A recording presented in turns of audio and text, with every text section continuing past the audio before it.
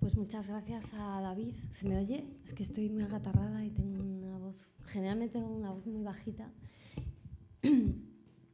Muchas gracias a David por su presentación, a Ida, a todo el equipo de Tecnocrítica por haberme invitado y algunas amigas que están por aquí que han venido esta tarde. Y a todos y a todas por estar aquí en una tarde espléndida que invita a irse a la playa, más que estar aquí. O sea, la razón de por qué la gente no viene es porque hay sol. Fundamentalmente es esa. Bueno, yo tengo que decir que me sorprendió mucho y se lo comenté a David y a Aida cuando me invitaron, porque efectivamente yo tengo una relación con la tecnología pues conflictiva. Ahora Miquel hablaba de las posibilidades de Internet y de cómo, en cierta medida, algunas de las cosas que están pasando ahora han sido avanzadas ya por algunos de los artistas y de los teóricos del productivismo soviético. Yo creo que todos tenemos en mente la obra en la época de la reproductividad técnica, El artista como productor de Benjamin, la obra de Tetriakov y de los productivistas, y esa desaurización, esa desfetichización de la obra de arte es fundamental. Lo que ya no tengo tan claro es que las nuevas tecnologías sean una panacea para esa desfetichización. Creo que efectivamente Internet es un mundo de posibilidades, abre un mundo de capacidad de intercambio de información. Obviamente, cuando trabajas en nuevas tecnologías, ¿no?, como es mi caso, o aparentemente nuevas tecnologías, aunque la tecnología videográfica sea ya talludita y tenga sus años, esas posibilidades son especiales, porque la posibilidad de generar una red de relaciones y de difusión a partir de Internet evidentemente es exponencial al lado de lo que ocurría antes.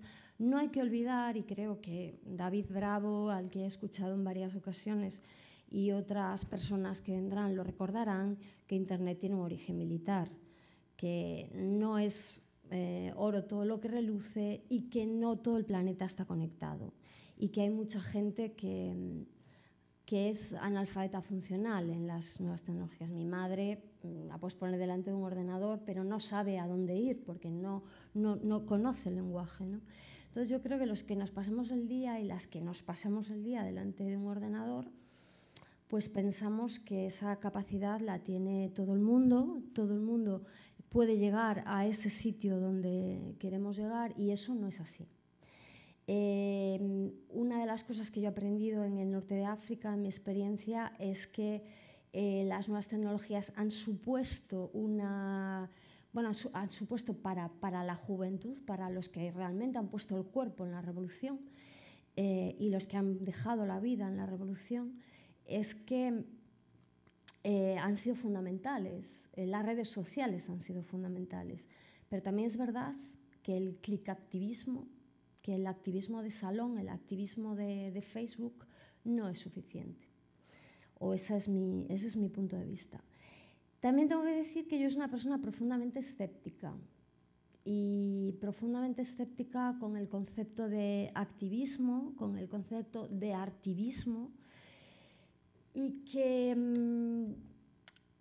yo no estoy nada segura de que mi trabajo, es que llevo una racha un poco extraña. Ahora David decía esto, a mí me han invitado hace 2 semanas estuve en Pontevedra. Una cosa, bueno, los dos somos de Orense, esto es muy importante decirlo. Tenemos un pasado común que nos hace comprender el mundo de una forma orensana, que es un sitio así como de provincias y tal, muy, muy especial. Pues cuando éramos así pequeños, la Semana Galega de Filosofía era lo más. Bueno, pues a mí me han invitado esta última Semana Galega de Filosofía. Yo estaba que no, o sea, decía, madre mía, ¿qué hago yo aquí? En la Semana Galega de Filosofía, para hablar, hete aquí, de arte y revolución. Nada menos, claro. Y entonces yo empecé la charla diciendo que yo no creía ninguna de las dos palabras. Primero porque el concepto de revolución, yo que he vivido bastante de cerca las revoluciones árabes y sobre todo la transición de la revolución, he visto la involución de esa revolución. Yo como mujer, como ciudadana, mujer, como cuerpo sexuado, no me siento demasiado interpelada por lo que se entiende por revolución. No me siento ni siquiera interpelada por lo que se entiende por militancia tradicional, quizá porque vengo del feminismo autónomo y allí nos hemos dedicado a la deconstrucción de muchas de estas formas de militancia y desde luego no me siento nada interpelada por la institución arte. Y partiendo de ese descrimiento en ambas palabras y también en la idea de activismo tradicional, yo acababa mi intervención de una manera, a ver, yo creo que todos tenemos que pensar que lo que hacemos sirve para algo, ¿no? Entonces, dentro del escepticismo, pues quiero pensar que mi trabajo como docente, que mi trabajo como investigadora y que mi trabajo como artista sirve para algo. Y para eso, bueno, pues utilicé si bajas la luz, casi que te lo agradezco, un poquito por lo menos, gracias. Utilizaba un texto que no sé si conocéis, pero que os recomiendo profundamente, de Maurizio Lazzarato, que es un filósofo de origen italiano, pero que vive en Francia, ligado a la revista Multitud, y que hacía una crítica a un libro bastante famoso en su momento, un libro de 1999 que se llama La nueva era del capitalismo, el nuevo espíritu del capitalismo, de Boltanski y Chiapiello. Y él hablaba de la crítica artista frente a la crítica política. Y estos señores, los autores, autora y autor del libro, que entienden que realmente hacer política pues es una cosa seria y que el arte es una especie de tontería, se pasaban por alto algo fundamental, que es que trabajar en los imaginarios, que es en las imágenes, la representación del mundo es profundamente política. Porque nosotros tenemos una aprehensión del mundo, aprehender con H intercalada, una cognición del mundo a través de sus representaciones, a través de sus significados y, por tanto, generar contraimaginarios, deconstruir imaginarios, hacer críticas activas en los imaginarios es política, ¿no? Es un territorio profundamente político.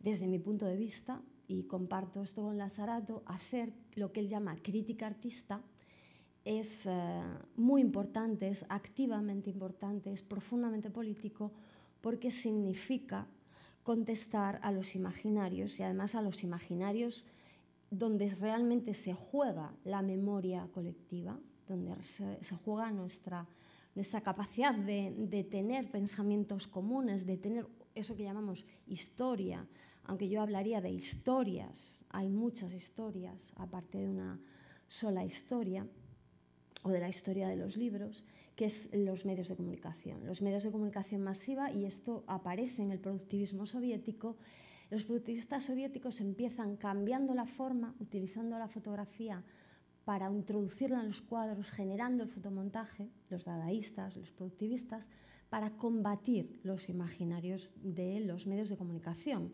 Ríete tú de la sofisticación de ese momento en comparación a lo que tenemos que hacer ahora, donde los medios de comunicación son capaces de cooptar, de despolitizar, de tragarse cualquier cosa. Antes Miquel hablaba de Bansky y de cómo una cosa como el graffiti, como el street art, que por cierto ha sido uno de los pilares fundamentales de contraimaginarios de las revoluciones árabes, porque en el mundo árabe sabes que la representación del cuerpo humano no es frecuente, no está prohibida, no es haram, que dirían ellos, pero no es frecuente, por razones históricas, por razones que tienen que ver con la religión, pero también con lo cultural. Y el hecho de grafitear, de pintar en la calle, de escribir en la calle, la escritura tiene algo de sagrado en el mundo islámico y tiene también un componente estético muy importante. ha sido profundamente revolucionario. Y cómo esto pasa a una galería, es convertido en un fetiche. El urinario de Duchamp tiene 200 réplicas en 200 museos del mundo. O sea, todo es capaz de ser cooptado por el sistema en el que vivimos. Entonces, yo hablaba de este trabajo de Lazzarato y de cómo trabajar en los imaginarios a mí me parece profundamente político, pero es que además Lazzarato ponía un ejemplo para mí emocionante, incontestable y muy reciente y muy imaginativo, que es la coordinadora de los intermitentes del espectáculo en Francia, cuando en 2004 toman una emisora de televisión francesa y hacen una intervención, y ahí, a partir de ahí, una serie de intervenciones en la calle y en los medios de comunicación con un lema que para mí es casi de estos para tatuarte en el cuerpo y que creo que debería de ser una máxima en la vida. El lema dice: no hay cultura sin derechos sociales. Es decir, la cultura es un trabajo. Generar cultura no es algo de una élite. Todos y todas generamos cultura. La cultura no es industria cultural.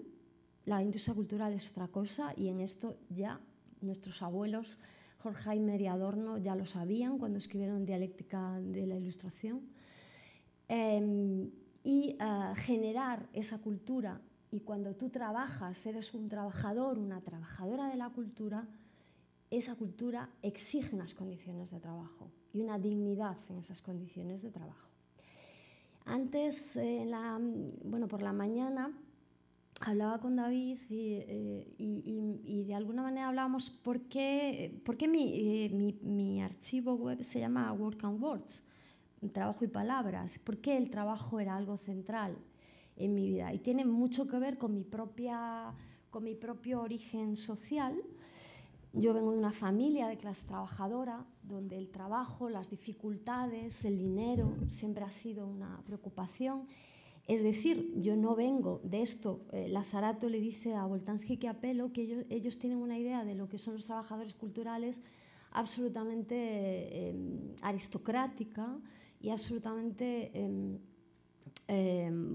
falsa, ¿no? Pensar que la cultura es de una élite y que cuando te dedicas a esto, porque es una especie de hobby, esto que hablamos entre trabajo y hobby.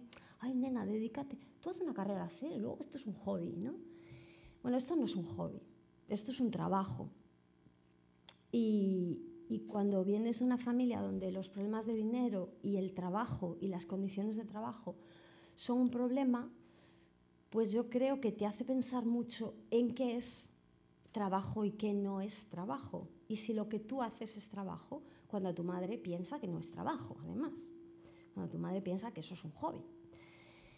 Y si además eres mujer, que está asociado a lo femenino una serie de trabajos que no se consideran trabajo. Estoy hablando de los cuidados, estoy hablando de la afectividad, el trabajo sexual, por ejemplo, que mueve mucho dinero, pero no es considerado trabajo. Y esas relaciones entre lo que es empleo y lo que es trabajo, entre lo que es trabajo socialmente o que está bien considerado y lo que no está considerado como tal, que es socialmente, que tiene la plusvalía simbólica de un trabajo y la plusvalía económica, que no tienen por qué coincidir. O sea, tú le dices a la gente que eres artista y te miran como diciendo: ¡jo, qué guay, eso no es ni un curro ni nada, que bien te lo pasas ahí viajando por el mundo! Y no sé qué y tal. Y además, sobreentienden, primero, que eres millonaria o que tienes un padre, un marido que te paga las facturas. Porque, a ver, esto no es un curro serio. Para mí el trabajo, yo tengo que decir que esta maravillosa conjunción de estas dos palabras no es mía, es de Marguerite Duras, que es una persona importantísima en mi vida. Es un texto de Marguerite Duras que se llama así, Work and Words, en inglés, aunque el texto está en francés, y que nada me parecía más apropiado para titular una especie de ordenación de mis propios proyectos, que es esta web, que os invito a a visitar si queréis, y en la que podéis ver pues prácticamente todos los, bueno, voy a darle al castellano, todos mis proyectos, los textos, podéis bajar los textos, en fin, todas estas cosas, que esta conjunción de palabras. Y cómo hacer visible, qué dispositivos utilizar una vez que ya sabes cuáles son tus líneas de trabajo, vaga la redundancia. Para mí creo que hay fundamentalmente tres líneas que me interesan. Por un lado es esta idea de la representación del trabajo, qué es y qué no es trabajo, algo a lo que yo he dedicado muchísimo tiempo, tanto a nivel de militante, si queréis llamarle así, dentro del feminismo autónomo, como artista, a las representaciones, a los imaginarios del trabajo. Otro de ellos serían las identidades, sobre todo la identidad o las formas identitarias en relación a la sexualización, pero también a la racialización, quizá porque ahora pues vivo una experiencia donde la racialización es fundamental, y ahí todo mi interés por el pensamiento colonial y por algunas formas, especialmente por algunos autores y autoras que piensan esa racialización incluso antes de que existieran como tales, los estudios postcoloniales primero y luego los estudios decoloniales. Y la memoria, cómo construimos nuestra historia, nuestros relatos, nuestra memoria personal, nuestra memoria colectiva. Le he dedicado mucho espacio y mucho tiempo a pensar cómo se construye la memoria, sobre todo en un país desmemoriado como es este, aunque todos los países son desmemoriados, no es algo. A medida que conozco más países, más me doy cuenta que en realidad el Estado español, bueno, repite gran parte de las, digamos, de los prejuicios o de los fallos que consideramos que son propios de aquí, pero que no son propios de aquí, y que supuestas democracias súper asentadas y bien organizadas y sin una dictadura detrás como es la nuestra, pues también repiten. Por ejemplo, mi trabajo sobre la transición española tenía una especie de paralelismo con Inglaterra y desde luego las políticas de memoria en el Estado británico, o sea, en Gran Bretaña con respecto a la Segunda Guerra Mundial, telita. O sea, la cerrazón, ¿no?, de los relatos. Esto es así, vencimos a los nazis, somos los buenos. Se acabó. Y eso es lo que se enseña en el colegio. Esos tres son los campos de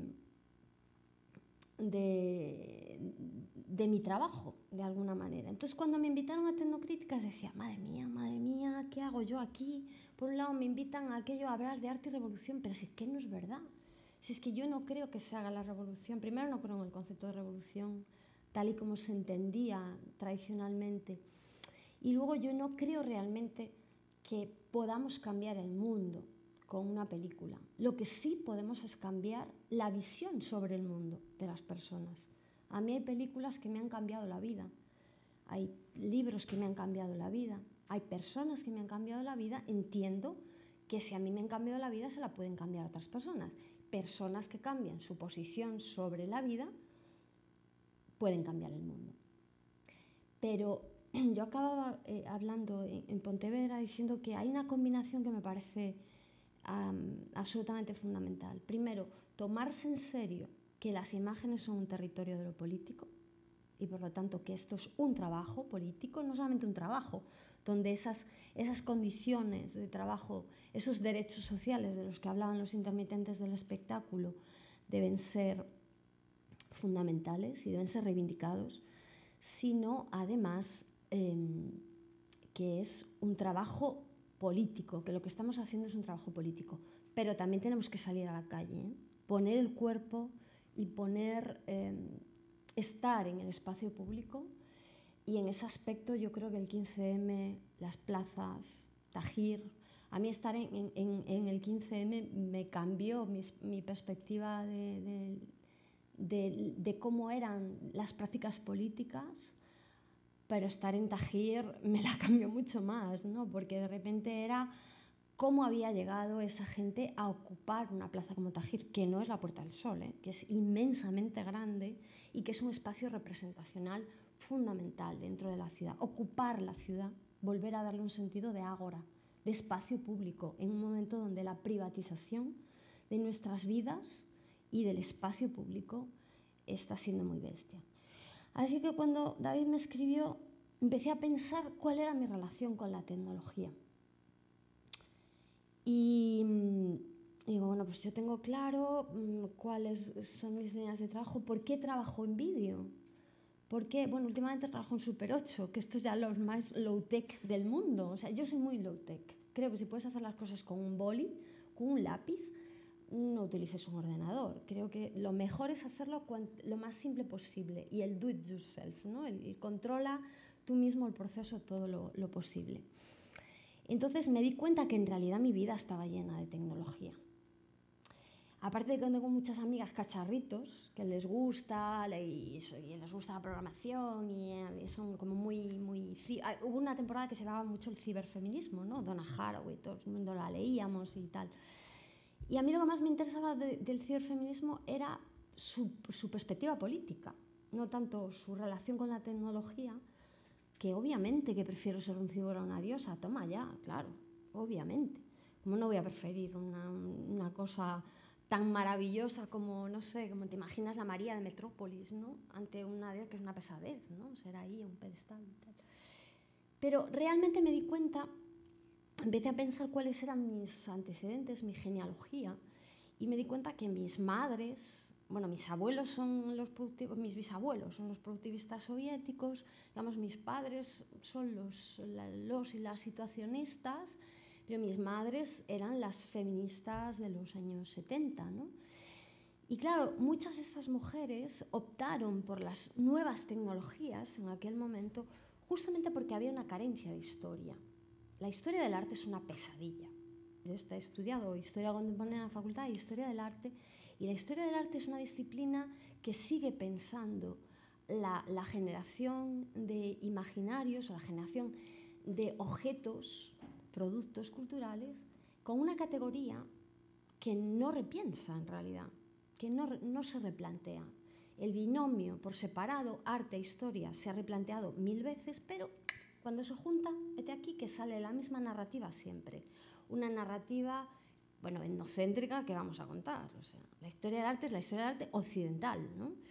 Etnocéntrica, sexista, clasista, todos los istas que queráis, ¿no? Homófoba, todo lo que queráis. Y claro, tener todo eso detrás, dice, a ver, Artemisa Gentileschi, sí, ¿qué? Yo no quiero ser Artemisa Gentileschi ahora mismo. Me da igual, ni Lee Krasner, tampoco quiero ser Lee Krasner, ¿no? Que es la mujer de Pollock, a que nadie la conoce.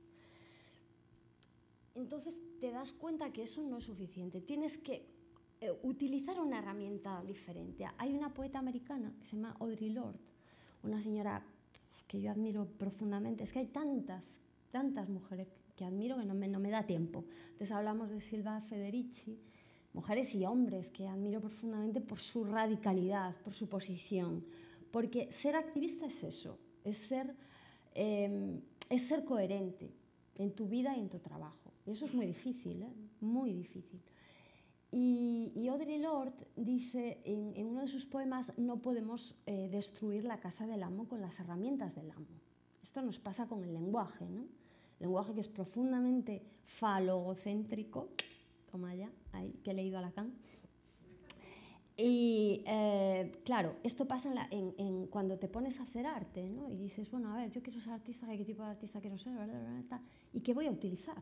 Entonces, las mujeres de los 70 utilizan el vídeo porque era una tecnología, era muy low-tech, en aquel momento era relativamente barata para lo que era el cine, por ejemplo, que el cine, ser cineasta, sigue siendo una cosa de hombres, ¿no? Como soberano. Y el vídeo era así como, bueno, pues una cosa así menor. Entonces, yo creo que inconscientemente, o sea, empecé en esto haciendo performance, poniéndome primero delante de la cámara, luego detrás de la cámara, y creo que la relación con la tecnología, el paso, por ejemplo, a la web, ¿no? Yo tengo casi todo mi trabajo en Vimeo, es de acceso público, eso es otro, bueno, mañana David os hablará de esto, pero no entiendo cómo tú puedes tener un discurso que reivindique lo público y reivindique el acceso del conocimiento y el generar conocimiento público y luego ponerle copyright a las cosas y no dejarlas ver. Eso no está reñido con que las instituciones respeten los derechos de comunicación pública. Creo que una cosa es el MACBA y otra cosa es el centro social de tu pueblo. Son dos cosas bastante diferentes, ¿no? Pero creo que el acceso, eso sí que es una plataforma fundamental de intercambio de conocimiento. En ese aspecto sí me parece muy interesante. Otra cosa es cuánto nos va a durar esto. Eso es otro tema.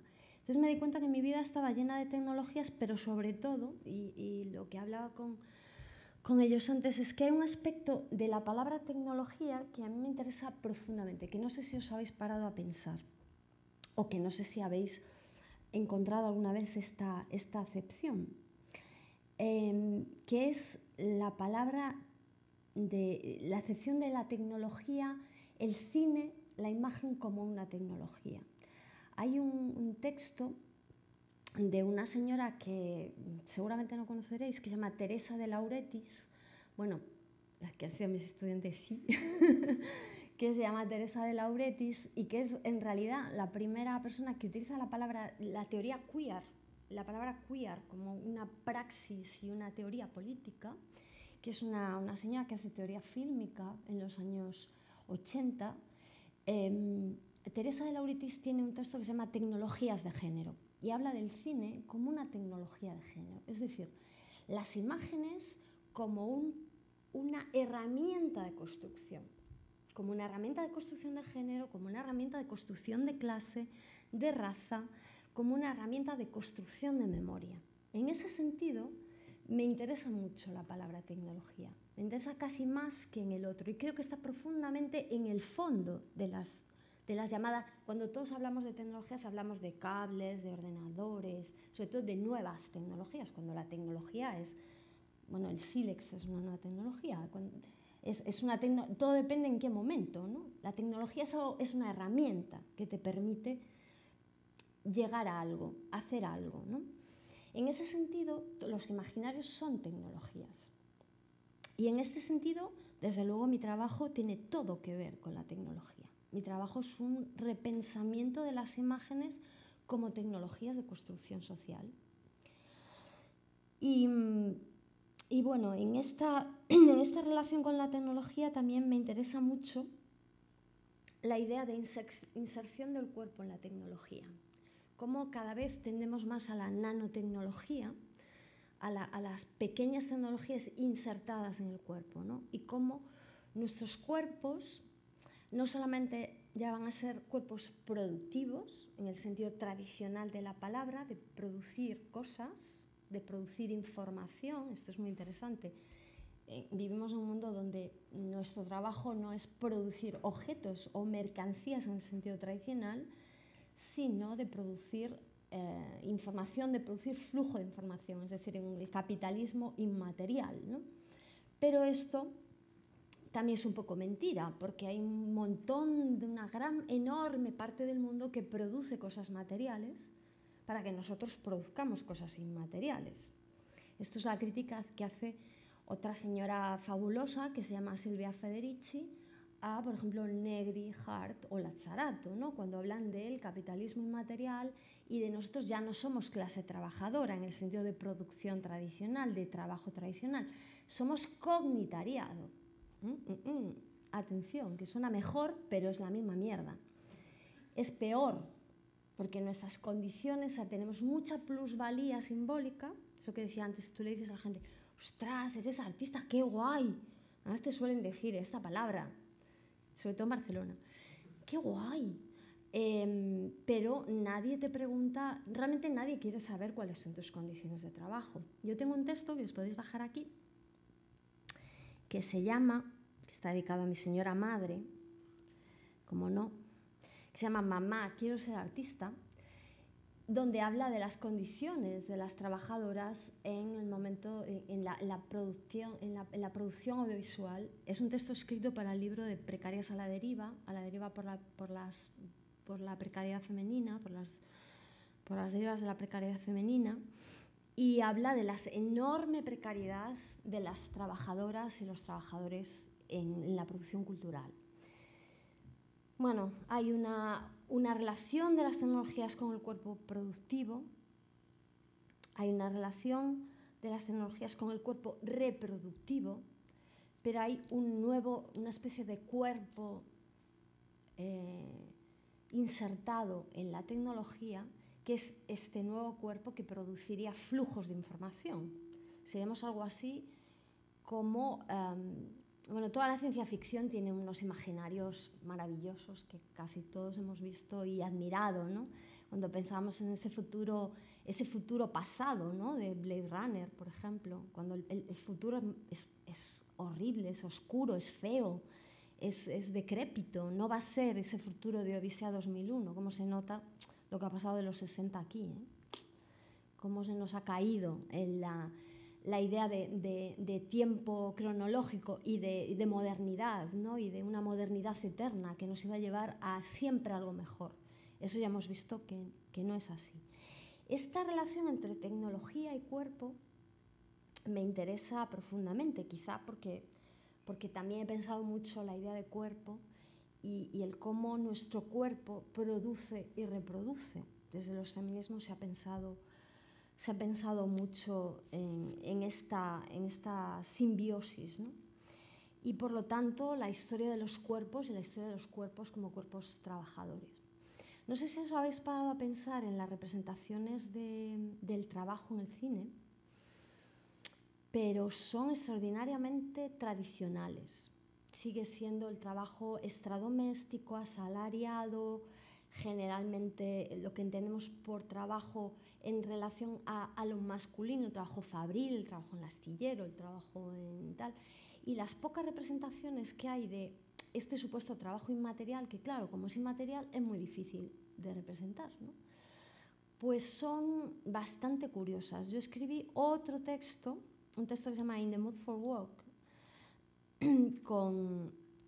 escrito a 4 manos, con una de las cabezas, yo creo, mejor amobladas en cuanto al tema de la relación entre cultura y economía, que es Jerome Rowan. Y en ese momento pensamos si realmente la representación podría revalorizar la idea del trabajo inmaterial, y llegamos a la conclusión de que no, de que realmente el proceso es a la inversa. Primero se cambian las cosas y las cosas cambian las representaciones. Es un círculo en realidad, pero si tú no cambias las condiciones de trabajo, las representaciones van a ser de alguna manera esa especie de caricatura que son ahora. Pensábamos, nosotros que somos muy estudios culturales, los dos, pensábamos en las series de televisión, en los imaginarios que reflejaban las diferentes series de televisión. Bueno, desde que escribimos este texto, la verdad que ha habido series maravillosas, tipo Mad Men, por ejemplo, si la habéis visto, de los hombres, la publicidad de los 60 y tal, que no es que reflexionen sobre el mundo del trabajo, pero sí en realidad son un reflejo de esas representaciones del trabajo. Y por ejemplo, en aquel momento nos paramos a pensar en cómo se representaba el trabajo inmaterial, y el trabajo inmaterial de las mujeres en concreto. Y a ver cómo se representa, por ejemplo, vamos a ver, alguien que trabaje así, un trabajo súper chulo de estos, ya está, Sexo en Nueva York. Ya tú ves Sexo en Nueva York y dices, a ver, esta tía no hace nada, en realidad. Lo único que hace es escribirse 5 minutos delante del teclado, que es el final del capítulo, ¿no? Escribir un articulito súper bien pagado que le da para comprarse zapatos de Prada. Dices, wow, esa es la idea que se tiene del trabajo de la producción cultural, del trabajo inmaterial. Claro, es profundamente erróneo. Bueno, y de la universidad, ¿no? Los imaginarios que hay de trabajar, por ejemplo, en la universidad, que es, das poquísimas horas de clase, te pagas súper bien, es todo, no es como la enseñanza en secundaria, que tienes que ahí lidiar con adolescentes, luego te das cuenta que eso es un timo, que eso no es así para nada, ¿no?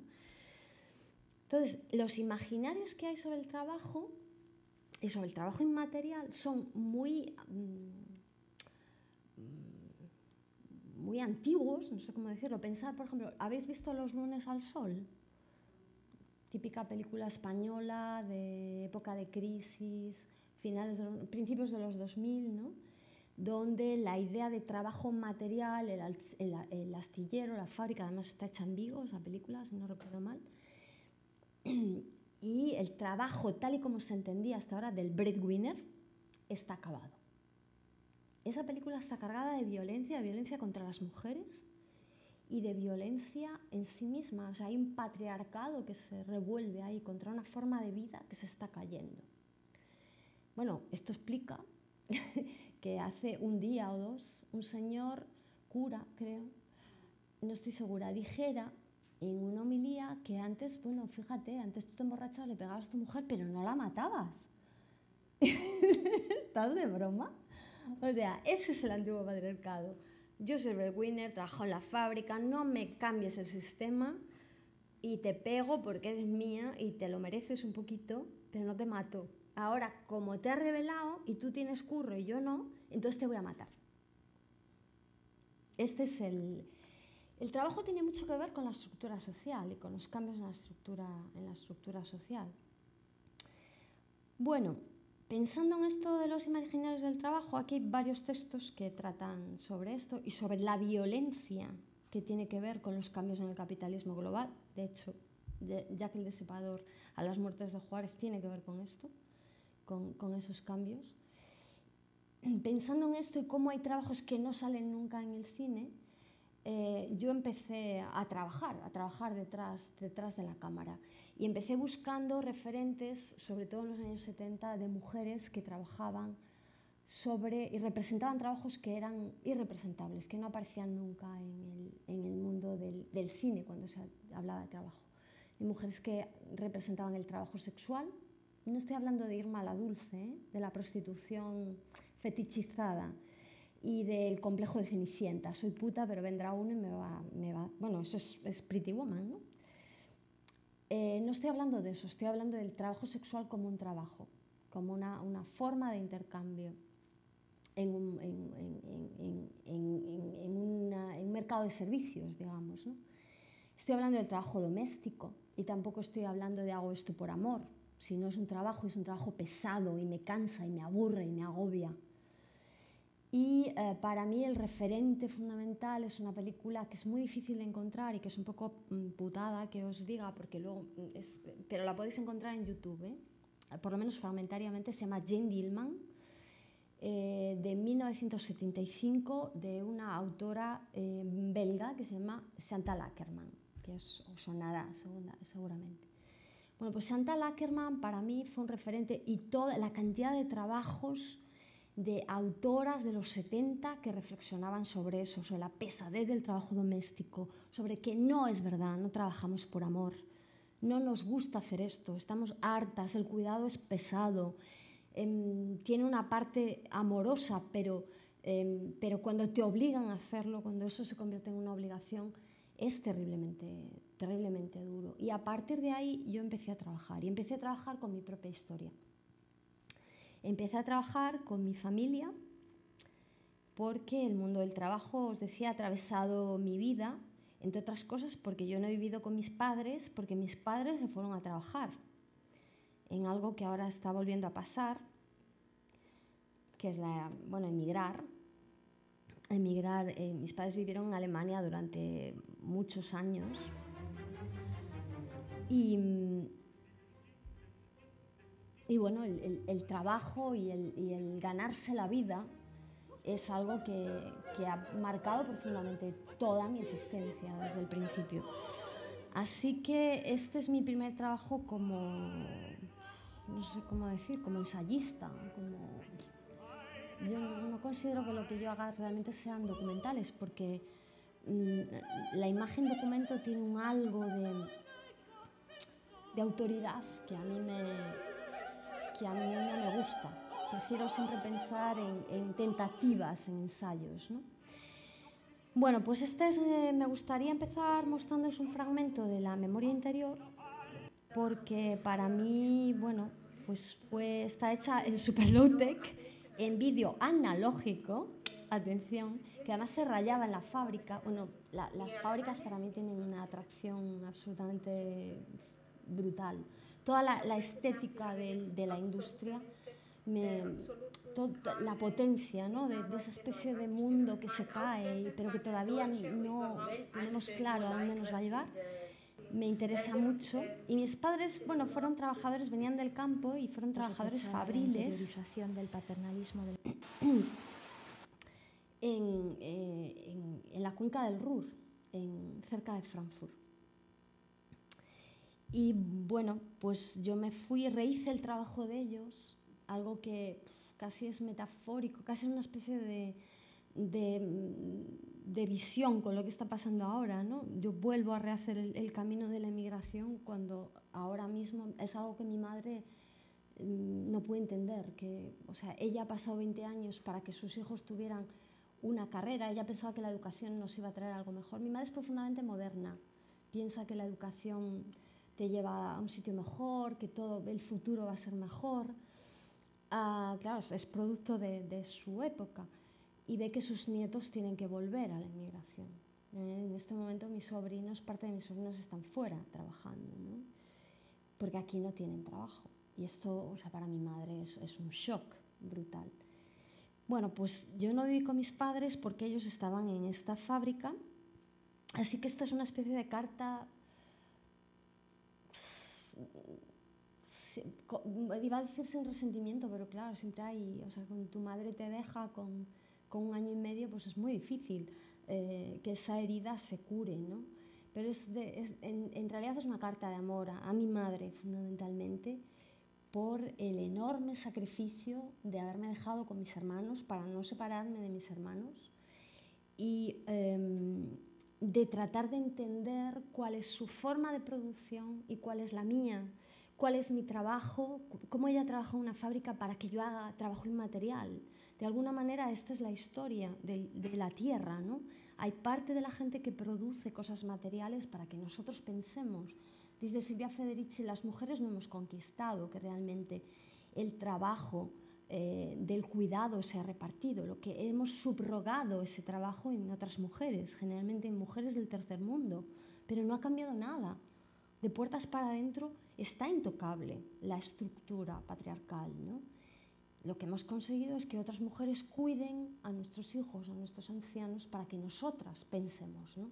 Me diría Virginia Woolf, otra amada, amantísima, tener ese espacio, ese dinero y ese tiempo y ese espacio para poder pensar.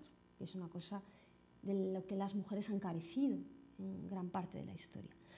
Bueno, pues este es mi primer trabajo y yo nunca he hecho nada mejor que este, os lo confieso. Nunca, jamás he hecho nada mejor que la memoria interior, porque aquí está contenido todo mi trabajo. Incluso el trabajo que estoy haciendo ahora en Túnez, que el último trabajo que os voy a presentar, que todavía no se ha estrenado, que es una avant-première, como les decía antes, trata sobre la migración y sobre los cuerpos que son representados y los cuerpos no representables. Trata sobre el aparato cinematográfico, sobre quién lleva la cámara y quién es mirado y quién mira. Y en realidad todo esto está aquí. Todo esto está aquí. Yo llevo la cámara, yo miro a mi madre, yo soy la que ejerzo de sujeto de la mirada frente, bueno, a la historia de los trabajadores, que en este caso los trabajadores son mis padres. Bueno, pues bueno, os voy a mostrar primero un fragmento que me interesa mucho porque habla de un concepto que ha sido central en mi vida, que es la historia de la producción y la producción de la historia. Y luego os voy a mostrar a mi madre, un momento. Aunque temía las reuniones de padres en el colegio, aunque más tarde os reprochara la interiorización del paternalismo de la empresa y la vida en sus barracones, siempre he sabido dónde estaba, de dónde venía. Es necesario tener un atento autocontrol para evitar ser objeto del control externo, de la pena o de la caridad. Oh, me decía que pulsara eso? Porque ao final comigo. Ao final, canto tempo estivo? Hasta o 86 E despois volvechedes. de noviembro ou diciembre que viñamos. O sea que despois era moita familia e foi por iso que a señora Pilar vos dixo que era bo. Pero tuvo que ser dura lá, non? Porque aguantar todas as nosas vacacións botando de menos a terra e os fillos, María que quedaba tan pequena, estar así tan longe dos rapaces. E non pensachedes nunca en levarnos para aliados? Non, eu ainda se me ocurreu levarte a ti sola, pero renos moito estorbo, porque había que tiñas que tiñamos que non saber falar dificultas. Esta es una pregunta que... Pero ali a maior parte da xente que iba levaba tamén os nenos. Sí, moita xente levaba menos para ali, a familia. Pero agora... Éramos andaluces solos, que levaban casa a familia. Son os andaluces. Son da dulces máis leños, bueno, non pasaba. Eran moi maiores xa. Non tiñan aquí nada, entón levábamos para lá porque non tiñan aquí en España nin casa, nin brasa, nin terra, nin nada. Pero nós sempre tiramos a vir para a nosa terra, sempre tirábamos a ferrar os cuartos. Bueno, esta es mi señora madre, que es todo un carácter, a la que yo jamás le he hecho esa pregunta, solamente en cama. Aunque temía las reuniones de padres en el colegio, aunque más tarde os reprochara la interiorización del paternalismo de la empresa y la vida en sus barracones, siempre he sabido dónde estaba, de dónde venía. Es necesario tener un atento autocontrol para evitar ser objeto del control externo, de la pena o de la caridad. Arréglatelas, no te hundas, vete sola al médico, no contraigas deudas, no pidas imposibles. Y todo ese miedo y esa rabia que tú has pasado, todo ese miedo sigue viviendo en mí.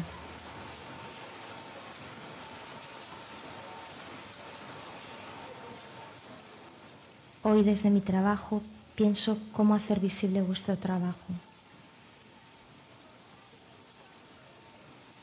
La producción de la historia de la producción.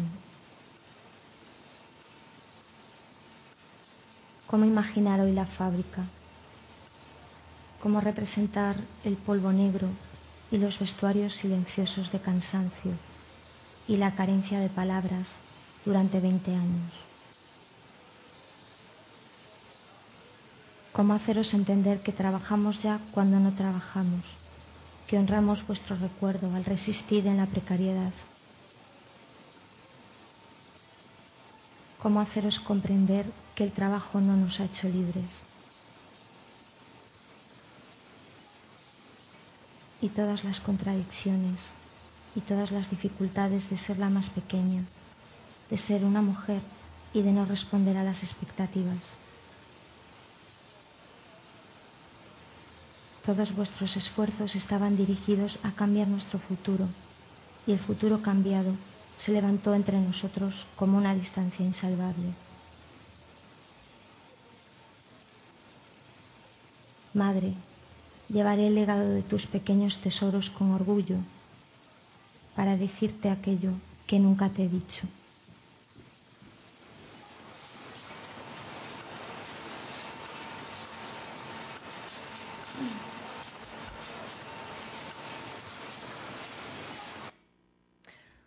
Bueno, pues este es el comienzo de mi trabajo hace 14 años ya, no, 12 años, desde el 2002.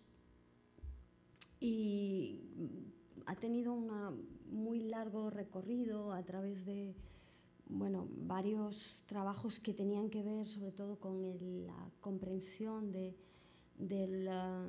los imaginos del trabajo desde los feminismos, que es el caso de Tiempo Real, que tiene como estructura central una especie de análisis de Jane Dillman, de la película Jane Dillman, de ficciones anfibias, que es un trabajo que hice sobre la deslocalización de la industria textil, por tanto un trabajo también muy relacionado con las mujeres. Y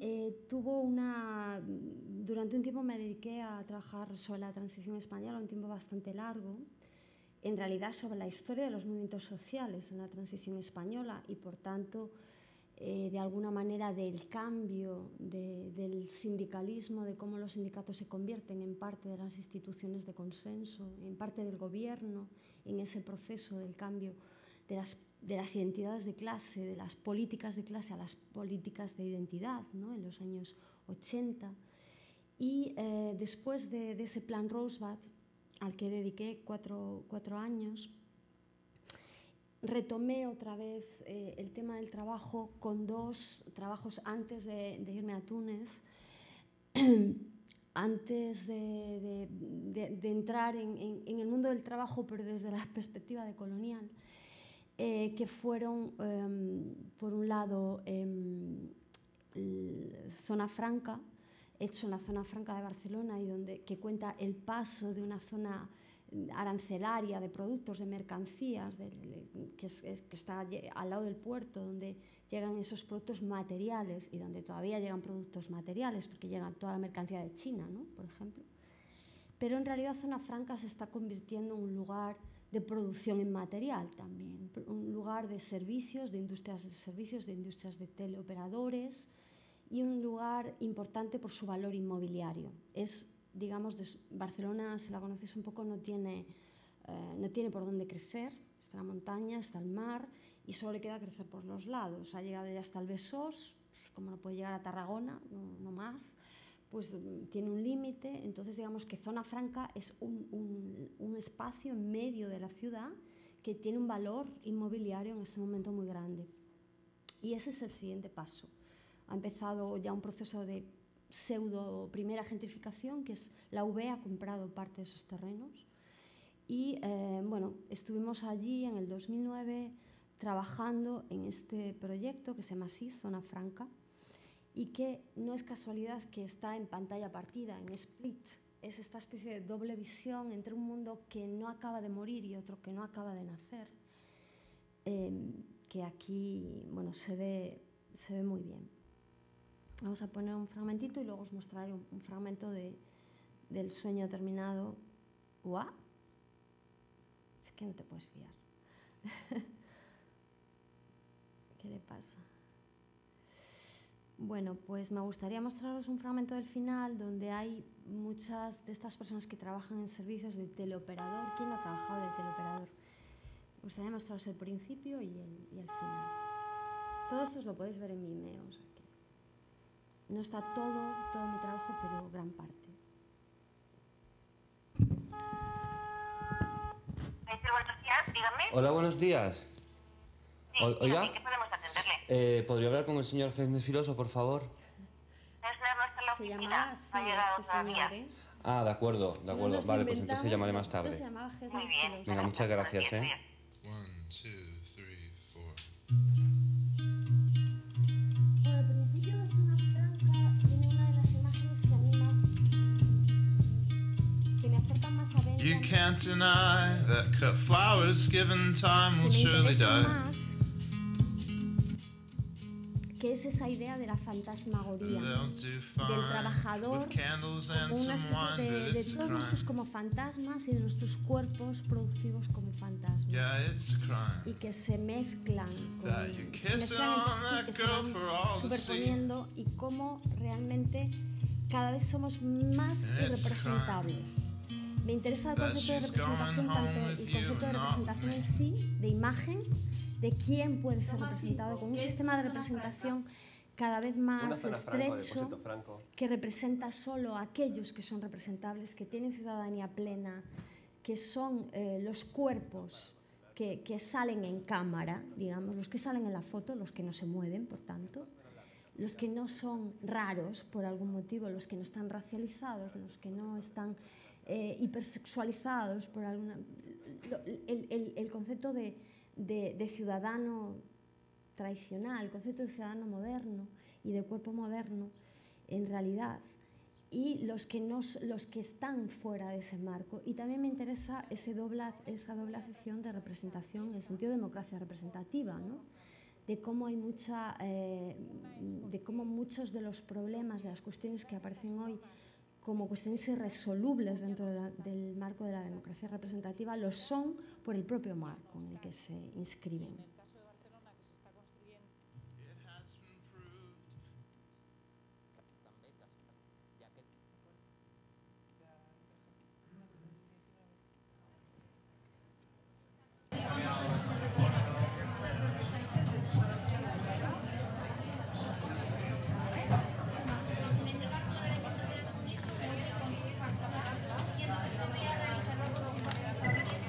Teníamos espías dentro de la empresa, que nos ayudaban, que nos pasaban imágenes. Bueno, pues yo empecé en Saitel en enero, al final el 19 creo de enero, y al principio pues era, bueno, recibíamos llamadas en la campaña de FEX Endesa, sobre todo atender reclamaciones, pero justo nos cogió la época en la que hubo toda la subida impresionante del precio de la luz. Y entonces pues lo que hacíamos era comernos los marrones de la gente. ¿Y trabajabas en la plataforma de Zona Franca? Sí, en la Zona Franca, al lado de, bueno, cerca del puerto. Jo treballo actualment a l'empresa Atento Teleservicios. Estic treballant, com deia, gas natural, un servei d'urgències, o sigui que si hi ha una fuita de gas important al carrer o quan, per exemple, va passar la desgràcia aquesta de Santa Coloma, que es va enfonsar un edifici, la primera persona que va atendre la trucada va ser una persona del meu departament que, al detectar una fuita, una olor al carrer, el que va fer, al ser una cosa tan urgent d'una olor al carrer, passar la trucada directament com a primer filtre cap a un segon, que era una persona treballadora aquesta sí, de gas natural, que va assumir aquest tipus de trucada tan urgent. Clar, aquestes mesures de seguretat i aquest avís que fem a la base de dades els fem directament nosaltres, treballadors de telemàrqueting. I a part, per si això fos poc, clar, t'estan pressionant els supervisors que per fer tot aquest avís i d'aquestes mesures de seguretat, de mitjana, tens 95 segons per fer aquesta trucada. Bueno, era básicamente mentir. Nosotros nos dedicábamos a mentir. O sea, hacíamos como de filtro para que no pudieran hablar con un supervisor, para que las reclamaciones realmente no llegaran a ningún lado. Amb l'amenaça també que si no arribes amb aquesta mitjana poden haver sancions econòmiques perquè diuen que puges voluntariamente al temps mitjà de trucada. Saitel tiene que coger un número de llamadas al día, es decir, no puede tener más de tantas llamadas en cola esperando, porque si no, Endesa lo penaliza. Sí, les empreses evidentment són conscients d'aquest perill, el gas natural li dona exactament igual, posar en perill o no la vida de les persones, a canvi de tenir dins de la borsa un benefici anual, donar, diguéssim, números freds amb els seus accionistes, de dir, aquest any hem tingut tants beneficis. I recordem que la Caixa està sobretot, dins de gas natural, l'accionista majoritari és la Caixa de Pensions, que, diguéssim que, clar, com a banca que és, doncs està bàsicament pels seus beneficis propis i no li expliquis que t'està tenint una persona que cobra 800 euros una fuita de gas. Todo cliente tendría que tener el derecho de saber con qué empresa está tratando. O sea, esa subrogación del servicio no se hace explícita en ningún momento. Tú hablas siempre en nombre de Endesa, tú eres Endesa, tú representas a Endesa, das la cara por Endesa.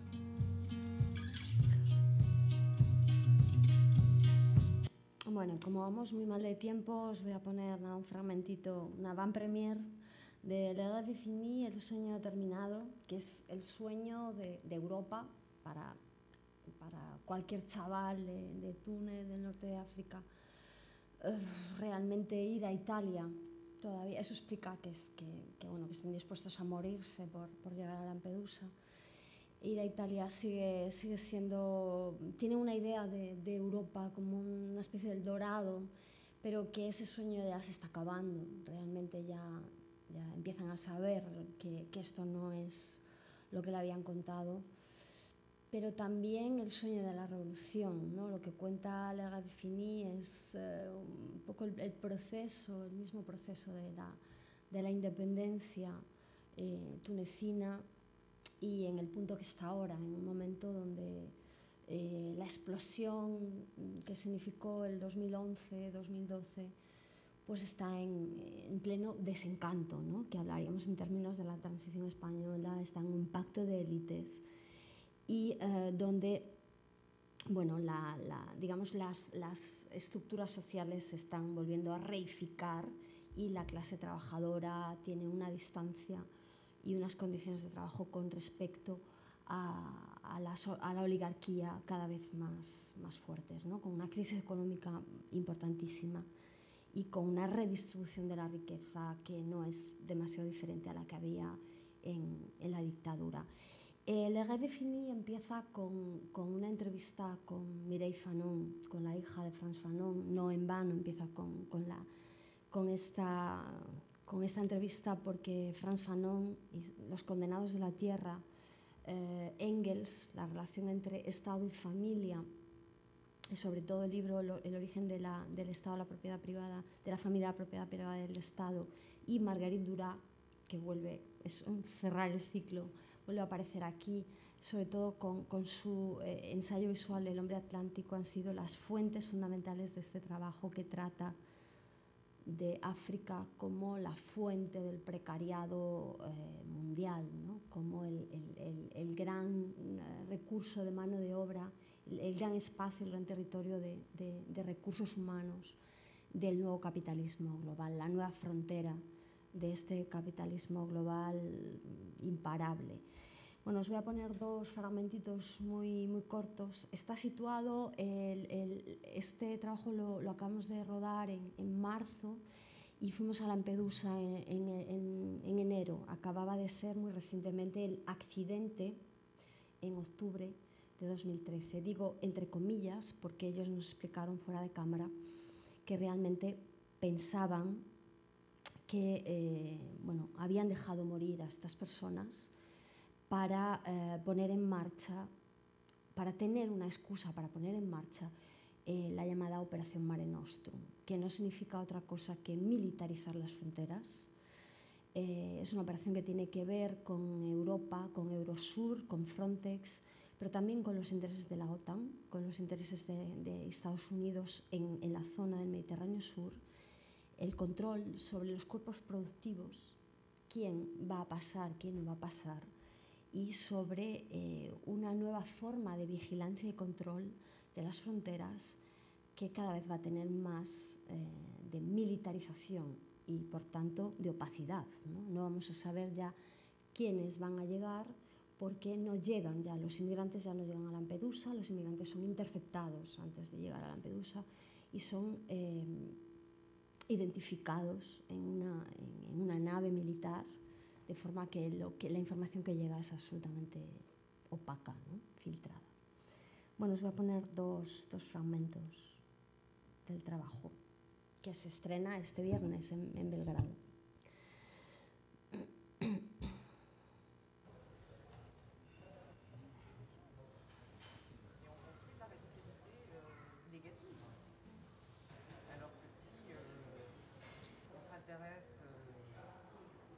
À cette relation et aux pièges aussi dans lesquels on peut tomber. Parce que c'est ça, si on tombe dans un certain nombre de pièges. Et en fait, les pays indépendants qui se sont libérés sont tombés dans tous les pièges qui leur étaient tendus.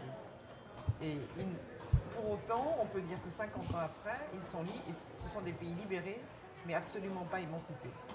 Puisque la situation des peuples n'a absolument pas changé.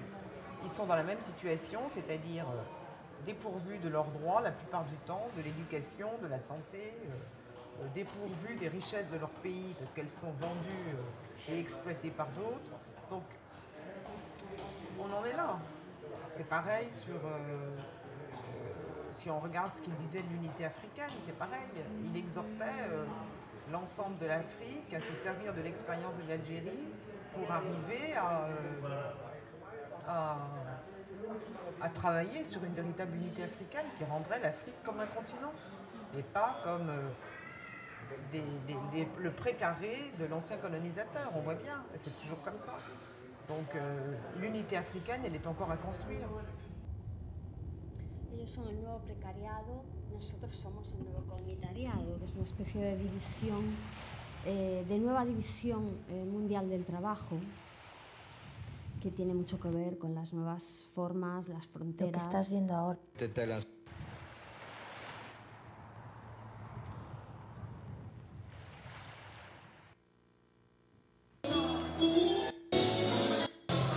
¿Cómo ha sido parte?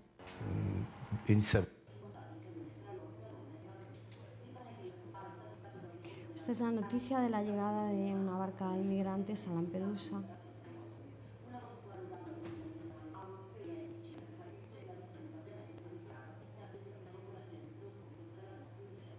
Justo cuando estábamos allí en enero.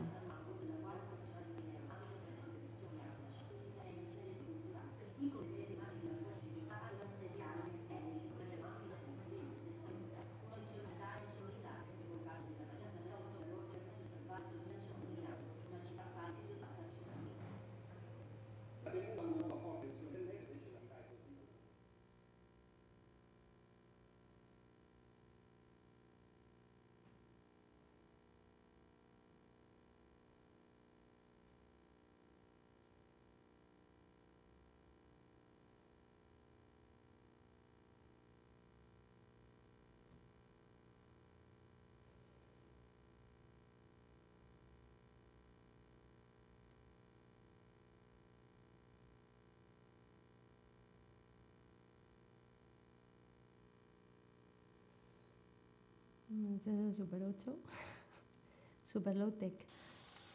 Quello che accade. Vale, esta es la parte que quería mostraros. Este es el aspecto de Lampedusa en invierno. Es una especie de Mallorca, pero muy pequeñito. ¿Por qué hace esto?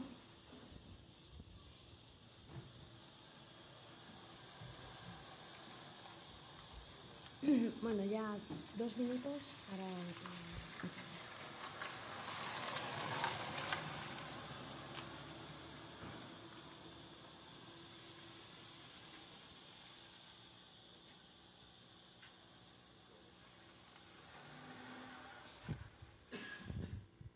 Es una isla completamente llena de militares en este momento. Y bueno, ahora hablará ya como que desde la asociación Ascabusa. Realmente la gente está contenta, no hay inmigrantes, no estropean el turismo y ellos realmente han construido la imagen de que los militares son buenos y que están ahí para salvaguardar bueno, a los pobres inmigrantes, ¿no? Para que no se ahoguen en el mar. Eso es la conjunción de medios de comunicación y digamos políticas gubernamentales. Ma io non è che abbia molta informazione su questo, perché quello che accade in mare, insomma, noi sappiamo delle cose, ma non è che sappiamo bene quello che accade su queste navi.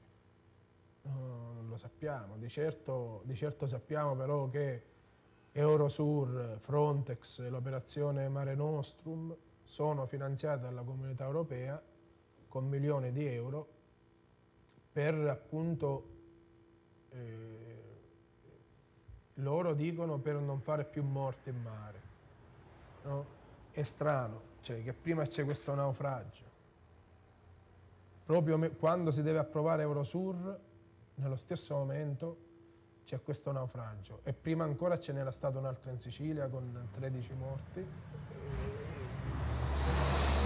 Io credo che in questo momento ci sia tutto un gioco per creare un'opinione pubblica che veda nel militare il salvatore.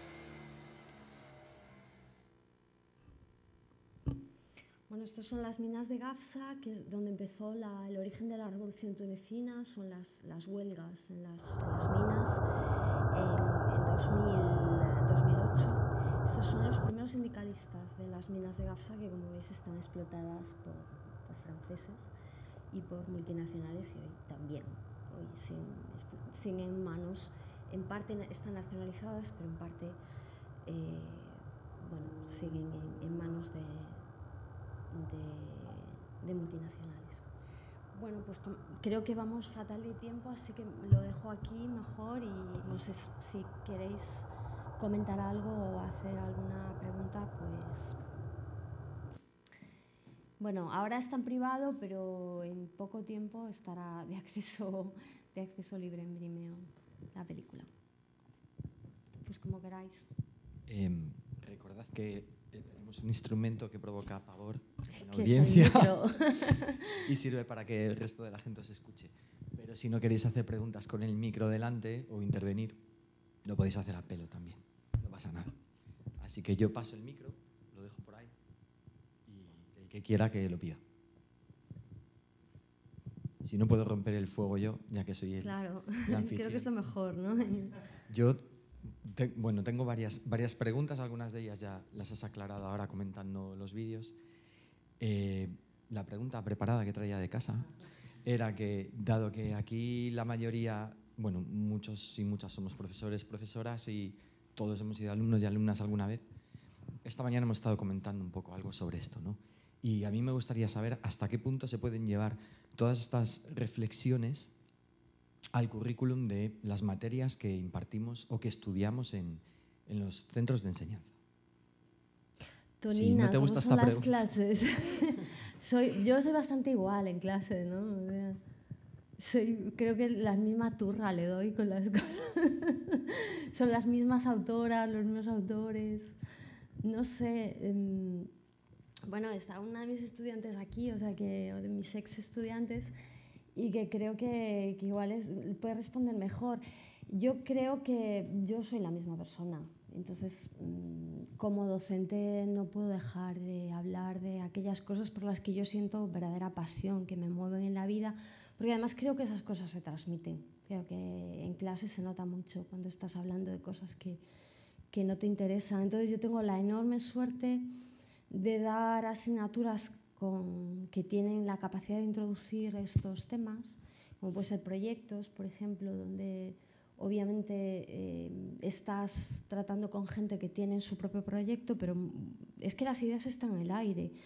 Yo trabajo sobre cosas que le interesan a muchísima gente, entonces, porque nos interesan las mismas cosas, tenemos los mismos problemas. Así que cuando una persona llega y dice, ostras, pues he pensado en trabajar, pues mi abuelo hizo la guerra civil y no sé cómo hablar con él y tal, pues es que yo he tenido ese mismo problema. Yo empecé trabajando sobre la transición porque mis hermanos eran militantes, porque mis abuelos eran parte del maquis en Galicia, eran militantes del Partido Comunista y porque yo solo he mamado en casa. Entonces, no sé. Yo hablo de las mismas cosas en clase. El currículum marca, claro, en secundaria eso está mucho más marcado, ¿no? Hay una especie de cosas que tienes que cubrir porque luego tienen que ir a selectividad y este tipo de cosas en la universidad. Creo que tenemos más suerte, ¿no? En ese aspecto las asignaturas se pueden, digamos, personalizar más. Y yo creo que también los y las estudiantes te googlean ya y saben un poco a quién se van a encontrar en clase, ¿no? Entonces, bueno, ha habido grandes choques y gente que no le interesa para nada pues lo que yo pueda saber y al contrario. Pero vamos, yo hablo de lo mismo en clase. Insisto, que creo que Tonina podría hablar mejor, si le apetece, claro. Para mí también es interesante la parte que tiene que ver con la vida, ¿no? De que, bueno, yo elegí esta asignatura, esta carrera, este itinerario. Vale, lo siento. Que yo elegí este itinerario, esta asignatura y vídeo y tal, en principio no porque me interesara el vídeo, sino porque me interesaban los contenidos y la forma de plantear la asignatura en relación con la vida y con la cotidianidad. Y cómo, pues no sé, en este caso María, como lo plantea a nivel de clases, que tiene que ver con el dentro y el fuera de la clase, no es el aula en sí y la universidad en sí como algo deslocalizado, fuera de un limbo, que a veces te encuentras algunas asignaturas o algunos espacios que es muy limbo, sino que tiene que ver con las prácticas que ya, bueno, pues lo que decía antes, ¿no? Entender que es una práctica política tanto la clase en sí como lo que produces ahí dentro y como lo que haces o lo que te dedicas a hacer en el día a día, que no... Es que lo importante es la vida, no es el arte. O sea, yo siempre le digo que yo no puedo hablar y no puedo trabajar sobre algo que a mí yo no me sienta interpelada por eso, ¿no? Y yo no puedo llegar a clase y hablar en abstracto de algo que yo no me sienta interpelada. cuando yo hablo de el de Redefinir el sueño ha terminado, tiene 3 niveles de lectura. Uno que es aparato cinematográfico, otro que es migraciones, tal, y otro que habéis visto, este K y M, que somos yo y mi pareja hablando, ¿no? En medio de todo esto, no hablamos en esos términos, no hablamos en términos de Engels, pero sí hablamos de esos temas, y hablamos de cómo la familia, de cómo su familia reproduce los intereses del Estado, de cómo en realidad yo soy un cuerpo reproductivo para ellos, él es un cuerpo productivo para nosotros.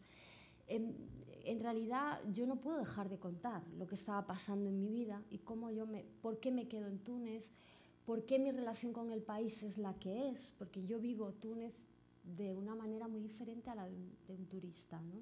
O de alguien que vive allí pero vive entre europeos. Yo vivo Túnez con un tunecino y con una familia tradicional y con los problemas que eso acarrea. Entonces, para mí, Túnez y la revolución, yo estoy enfadada con Túnez. Y estoy enfadada porque eso afecta a mi vida. Y yo no puedo dejar eso fuera de una película. O sea, yo no puedo contar eso asépticamente. Yo no puedo hablar de mi madre, no puedo hablar de la inmigración europea y de la inmigración española a Europa y no hablar de mi madre. Es que yo no hablaría de la inmigración europea si mi madre no me hubiese dejado con 1 año y medio y se hubiera ido a trabajar a Alemania.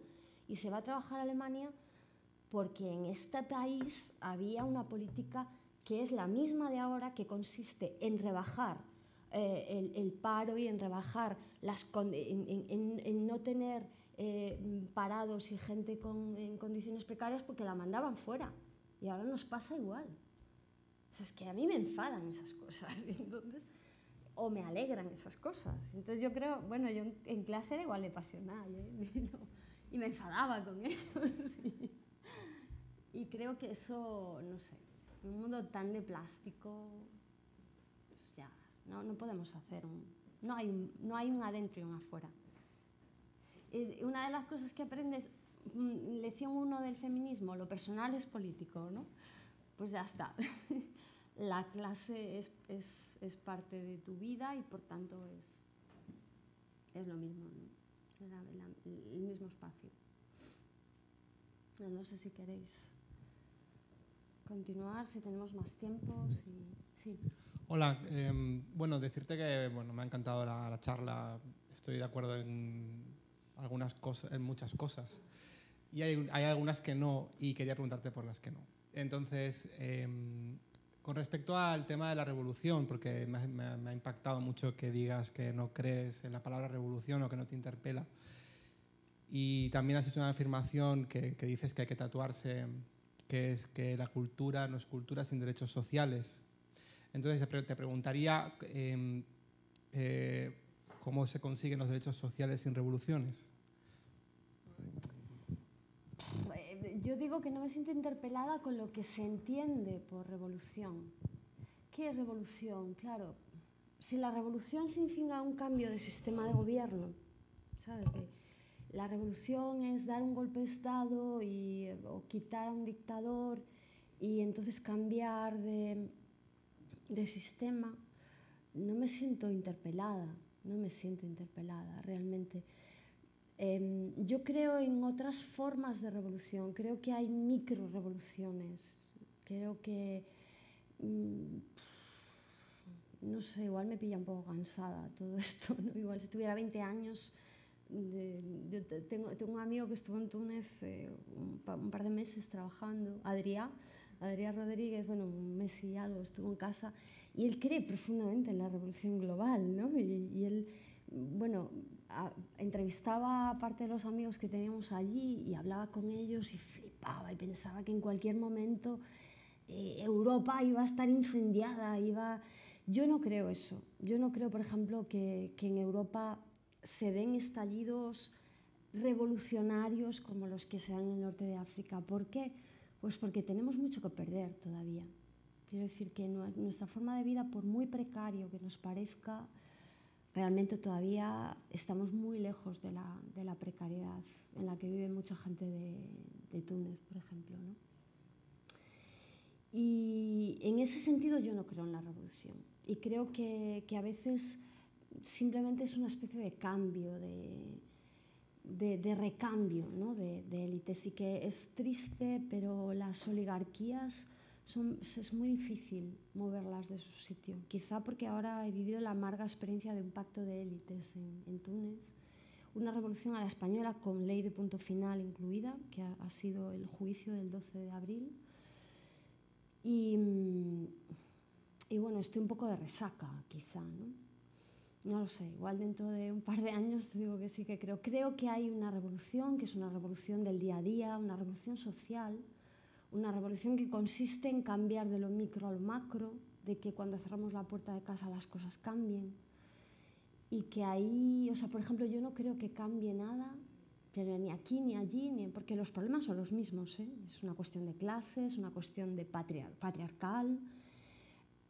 No creo que cambie nada, por ejemplo, sin que la estructura del cuidado, de la familia, de quién cuida, de eso de lo que hablaba Silvia Federici, ¿no? Que consigamos que realmente todos nos ocupemos de todos. Si no cambia eso, no creo que cambien las cosas en general, porque eso es una especie de efecto dominó, eso empuja todo lo demás.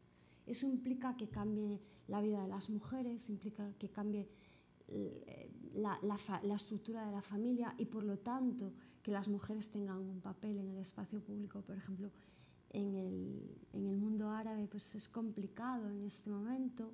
Las mujeres han tenido un papel importantísimo en las revoluciones árabes y, sin embargo, se las está relegando otra vez a un espacio doméstico y ellas se rebelan contra eso, profundamente. Entonces, no creo en ese sentido de la palabra revolución. Creo que hay revoluciones por hacer y que cada día hay revoluciones por hacer. Y vamos, ¿qué te voy a contar? O sea, yo lo tengo en casa. Es que todo esa especie de reeducación, o sea, para mí Túnez ha sido un shock. Yo llegué a Túnez siendo islamofóbica, creyendo que las mujeres allí eran medio tontas y que les imponían. Y vamos, me ha dado 12.000 bofetadas en cuanto a las mujeres, en cuanto al Islam, en cuanto a todo, ¿eh? No me he vuelto musulmana, tranquilas, para nada, o sea, sigo siendo súper atea. Pero, por ejemplo, la naturalización que tenemos aquí del etnocentrismo, la mirada, o sea, me he descubierto absolutamente occidental, la hegemonía epistemológica, ¿no? Que diría Ramón Grossfogel, que es uno de mis favoritos últimamente. Ostras, eso es una revolución. Eso son pequeñas revoluciones. Y eso hace una gran revolución. No sé. Oye, pero igual mañana guillotina y yo estoy muy a favor, de plantar la guillotina. Bueno, no sé si...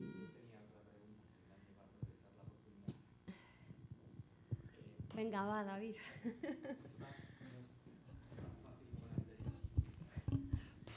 Esta no es tan fácil como la anterior. Me voy a exponer un poco, pero bueno, da igual, estamos en familia. Respecto a el trabajo y por qué trabajamos. Siempre he tenido dificultad en la vida a la hora de encontrar una vocación, porque solo el mero hecho de pensar en dedicar mi tiempo y mi cuerpo a hacer algo me producía cierta angustia existencial. Yo creo que los artistas en este punto creo que tenéis cierta ventaja, porque vuestro trabajo al final es persistente, deja una especie de huella. Y quizás es lo único que encuentro que salva un poco este punto de inflexión. El terror a dedicar tu vida a algo que cuando eches la vista atrás no sé muy bien cómo expresarlo, la idea no te llene, no pienses que ha merecido la pena. Y por eso te quería preguntar, tú como artista trabajadora, ¿cómo te sientes? A ver, yo no creo que esto vaya a perdurar, para nada. Aunque perdurara mucho, la Tierra se va a ir o sea, que nos quedan 5.000 años. O sea, el concepto de trabajo para trascender, que bueno, que está implícito, es como genético en el código humano, por eso tenemos hijos, por eso queremos perdurar, ¿no? Bueno, yo creo que lo mejor que le puede pasar a un trabajo es que sea profundamente coyuntural, es decir, que responda al momento y al lugar donde se hizo y a cosas en realidad muy personales. O sea, yo me he quedado en Túnez porque me enamoré del país, me enamoré de un tunecino y eso me trajo un montón, me está trayendo un montón de complicaciones y por eso he hecho esta película. Entonces, yo cuando tenga 80 años, si llego allí, puedo decir que en realidad yo fui la revolución y todo aquello, pero en realidad todo es mucho más personal, ¿no? Todo es mucho más a la orden del día. Entonces, a ver, yo no pienso jamás que mi trabajo... Primero, mi trabajo es completamente prescindible, ¿eh? Todo el mundo puede vivir sin mí, sin mi trabajo, por supuesto, vamos. Bueno, faltaría más. Esto, si fuera un chico, no os diría lo mismo, ¿eh? Pero como soy tía, y bueno, pues tenemos esta idea así de que, bueno, tenemos esta especie de inseguridad, ¿no? Y tal. No, yo creo que no, que bueno, tú haces el trabajo porque esto es como la película de Spike Lee, ¿no? Haz lo que debas. Y yo creo que tengo que hacer esto. Pues ¿por qué? Porque yo vengo de una familia donde no hay artistas. Bueno, tenía un abuelo que tallaba madera, esto es importante. Pero aparte de eso, a mí me ha costado mucho llegar aquí. O sea, dedicarme a esto ha sido un empeño. Entonces, pues yo creía que para mí eran importantes las imágenes, tenía ese sentido más intuitivo que otra cosa de para qué servían las imágenes. Y entonces hago esto porque creo que debo de hacerlo y creo que se me da pues, relativamente bien. Igual que doy clase porque aparte de que me gano la vida con ello, porque yo no me gano la vida haciendo películas, pues porque creo en eso, en llegar a clase y o sea, lo que yo he aprendido, pues lo intercambio y tú me enseñas otra cosa. Yo aprendo muchísimo de las clases y de la gente con la que convivo en las clases y en ese intercambio pues me enriquezco y creo que eso es importante y creo que eso es lo que debo de hacer. Y además pues eso, me gano la vida y es un trabajo. Pero yo no soy esencialmente nada, ni profesora, ni artista, ni siquiera gallega, ¿eh? Fíjate que es una identidad fuerte para nosotros. No, o sea, para mí esto es un trabajo, entonces cuando... La idea de la vocación, una de las cosas que yo hablo en Mamá quiero ser artista es de la trampa vocacional. El que tú quieras hacer profundamente algo, desees hacer profundamente algo, no lo convierte en un hobby por el que casi tengas que pagar, ¿no? Porque los médicos son vocacionales también y nadie espera que te opere un cirujano a cambio de nada, porque es un trabajo, porque es un tiempo. Eso depende mucho del concepto de trabajo que tiene cada momento, cada sociedad, y es coyuntural, como todo, ¿no? Y va cambiando. O sea, para mí, yo lo paso bien con el trabajo y como te digo, yo creo que es lo que debo hacer, lo paso muy bien. Igual que me lo paso muy bien en clase y me encanta discutir en clase y me encanta ver que a alguien se le abren los ojos cuando ve una película ante la que yo hice lo mismo cuando tenía a lo mejor 10 años menos, ¿no?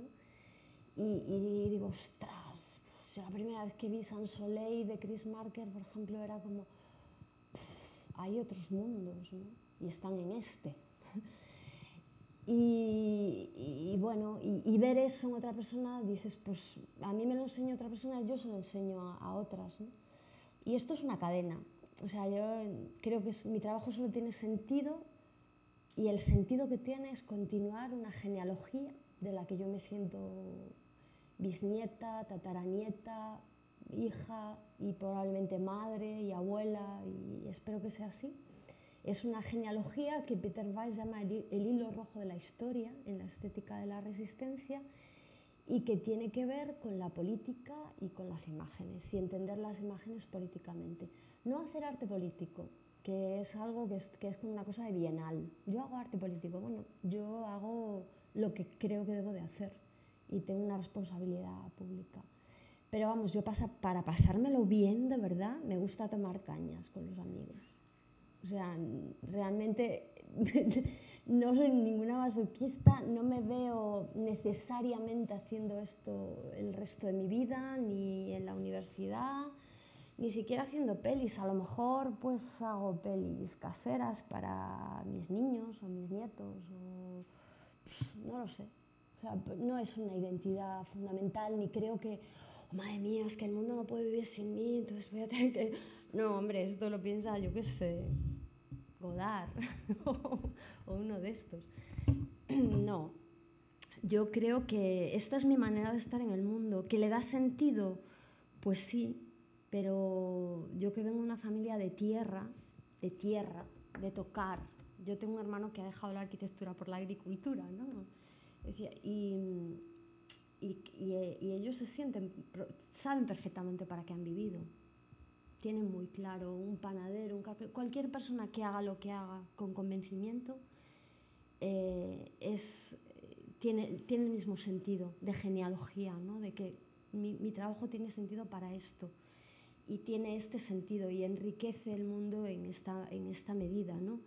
Y una de las cosas que me gustaría profundamente es que se empezara a respetar cada uno de los trabajos como profundamente necesarios.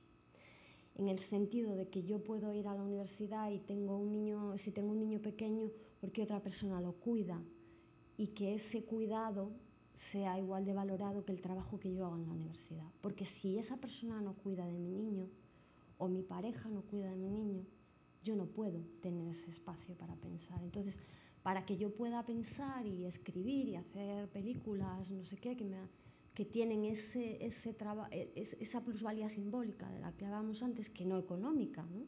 Porque hay otros trabajos que son económicamente mucho más rentables, pues hay un montón de gente que trabaja para que el sostén de la vida, que la vida empiece a ser el centro de la economía, en el sentido de raíz de la palabra, ¿no? Y eso es muy importante. Y eso yo lo he aprendido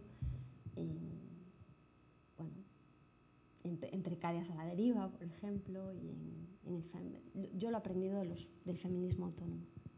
Y bueno, vosotros lo podéis aprender de ahí o de otros muchos lugares. Y no sé si te he respondido, pero vamos, yo prefiero tomar cañas, que conste que no es nada trascendente todo esto. Ok, son las 7. Si no hay ninguna otra pregunta, damos por finalizada esta primera charla. ¿De acuerdo? Bueno, pues efectivamente, muchas gracias, María, por